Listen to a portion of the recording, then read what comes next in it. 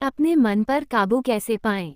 एक बार एक व्यक्ति अपने काम से लौटकर घर आया और साथ में पनीर लाया और अपनी पत्नी को कहा कि आज मेरे लिए बढ़िया पनीर की सब्जी बनाना, क्योंकि आज मैंने बहुत काम किया है और मुझे बहुत ज़्यादा भूख लगी है और मुझे कुछ बहुत अच्छा खाना है। उसकी पत्नी कमरे से बाहर आई और पनीर लिया और कहा कि बिल्कुल आप हाथ पैर धोकर तैयार हो जाइए, मैं आपके लिए बहुत ही स्वादिष्ट सा खाना बनाती हूँ। वो व्यक्ति फ्रेश हो गया और टीवी देखने लगा और इंतजार करने लगा सब्जी के बनने का, ताकि वो उसे खा सके। किचन से बहुत अच्छी खुशबू आ रही थी। वो व्यक्ति बस सोच रहा था कि जल्दी से खाना बन जाए ताकि मैं अपनी भूख को मिटा सकूं। लगभग 1 घंटे के बाद खाना बनकर तैयार हो गया। स्वादिष्ट सा भोजन। अब खाना लगने ही वाला था कि उस व्यक्ति ने अपनी पत्नी से पूछा कि खाने में नींबू है कि नहीं, क्योंकि मुझे पनीर की सब्जी में नींबू डालकर खाना है। लेकिन पत्नी ने कहा कि नींबू तो खत्म हो गए, आपसे कहा था लेकिन आप भूल गए।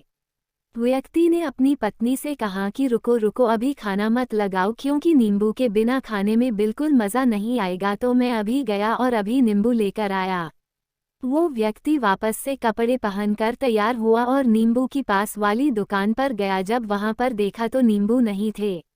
उसका दिमाग क्रोध से भर गया। उसने सोचा कि यार, उसके पास नींबू नहीं है, चलो थोड़ी आगे वाली दुकान पर जाता हूँ, शायद वहां नींबू मिल जाएगा। वो थोड़ा और आगे गया लेकिन वहां पर भी नींबू नहीं मिले। अब उसने सोचा दूर की सब्जी मंडी चला जाता हूँ, वहां से नींबू लेकर आऊंगा, क्योंकि नींबू के बिना सब्जी में मज़ा नहीं आएगा। करीबन आधे घंटे के बाद वो करीब के सब्जी मंडी में पहुंचा। वहां पर उसे नींबू मिल गया और वो बहुत खुश हुआ कि चलो नींबू मिल गया और अब मैं घर में जाऊंगा और सब्जी में नींबू डालकर अच्छे से सब्जी खाऊंगा। अब वो खुशी खुशी नींबू लेकर घर आया और अपनी पत्नी से कहा कि जल्दी से सब्जी गरम कर दो, रोटी गरम कर दो और नींबू काट, ताकि मैं अच्छे से खाना खा सकूं।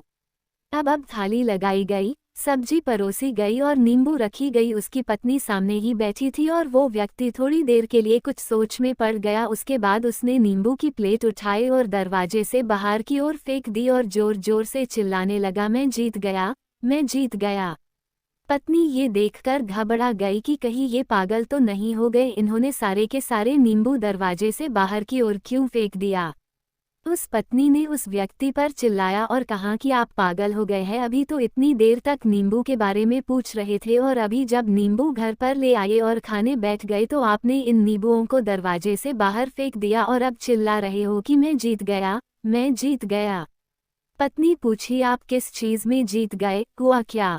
अब व्यक्ति खुशी खुशी बैठ गया और अपनी पत्नी से कहा, आप भी बैठो, इत्मीनान रखो, बताता हूँ कि क्या हुआ। आज सुबह से ही मेरी जीत मुझे अपने बस में करने की कोशिश कर रही थी। जब मैंने बहुत काम कर लिया तब मुझे बहुत तेज़ भूख लगी। जब मैं घर पर आया तो तुमने बहुत ही स्वादिष्ट सब्जी बनाई, उसकी खुशबू मेरी नाक में गई। फिर मेरी जीभ ने कहा कि इसे अब नींबू चाहिए। मैं पास वाली दुकान पर गया लेकिन वहाँ नींबू नहीं मिले। थोड़ी और दूर गया, वहाँ पर भी नहीं मिले, तो मुझे उसने और दूर लेकर गई। मैं उसके वश में आ गया और जैसे ही वह कहती रही वैसा मैं करता गया। अब मैं वैसा ही करता गया जैसा वो मुझसे करवाती गई, लेकिन अंत में मैंने विजय प्राप्त कर ली। मैंने उसे उठाकर बाहर फेंक दिया और कह दिया कि तुम्हारा मुझ पर कंट्रोल नहीं है, बल्कि मेरा तुम पर कंट्रोल है और मैं जीत गया। क्या आपको समझ में आया कि कैसे अपने इच्छाओं पर विजय प्राप्त करें? कई बार लोगों को शराब पीने की आदत लग जाती है और उस चक्कर में वो भटकते रहते हैं। यदि एक जगह नहीं मिलती तो दूसरी जगह जाए है, दूसरी जगह नहीं मिलती तो तीसरी जगह जाते हैं। और अक्सर युवाओं के साथ ऐसा जरूर होता है कि वो शराब पीने के लिए बैठते हैं, सारी शराब खत्म हो जाती है। उसके बाद एक ना एक व्यक्ति जरूर कहता है कि यार और चाहिए के चक्कर में शराब ढूंढने के लिए निकलते हैं। देर रात हो जाती है, वो भटकते रहते हैं, एक जगह नहीं मिलती तो दूसरी जगह जाते हैं, दूसरी जगह नहीं मिलती तो तीसरी जगह जाते हैं और अपने समय, पैसे और अपने आप को बर्बाद करते रहते हैं। यदि आपने अपनी इंद्रियों पर विजय प्राप्त नहीं किया तो आप भी नींबू की खोज में सिर्फ भटकते ही रहेंगे और हमेशा परेशान रहेंगे। इसीलिए अपनी इंद्रियों पर काबू पाइए और अपनी जीवन को खुशी खुशी बिताइए।